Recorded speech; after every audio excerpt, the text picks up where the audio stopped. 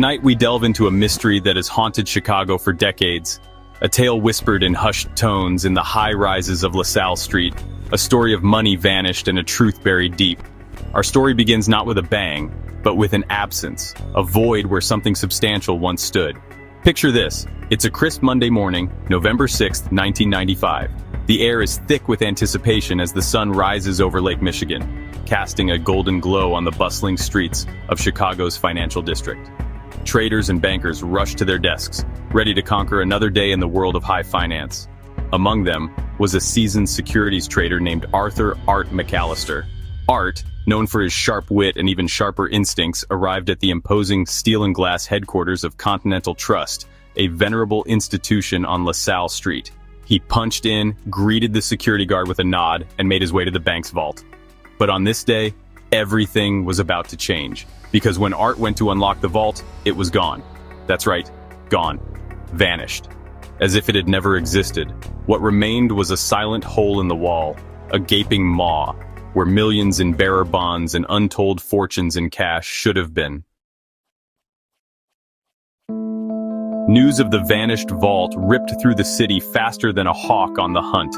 Whispers turned to shouts, speculation to frenzy.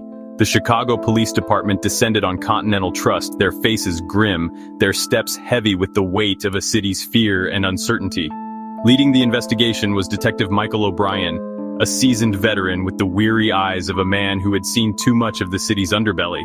A man of few words and even fewer smiles, O'Brien possessed a quiet intensity that spoke volumes. This wasn't some smash and grab, no broken locks, no forced entry, O'Brien would later tell reporters, his voice a gravelly baritone. It was like the vault just disappeared. The investigation quickly became a tangled web of dead ends and false leads.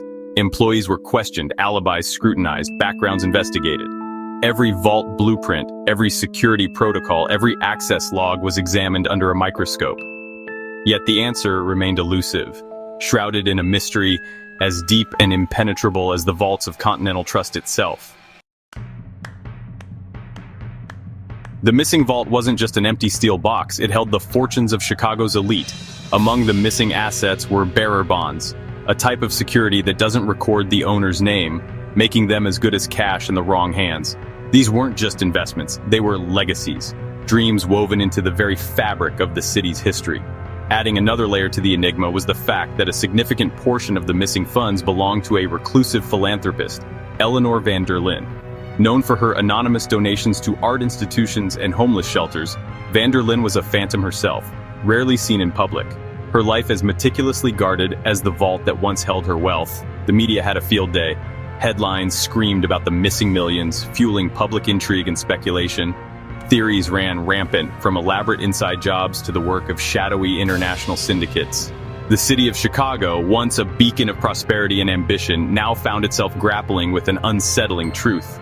Even in the heart of its financial center, nowhere was safe.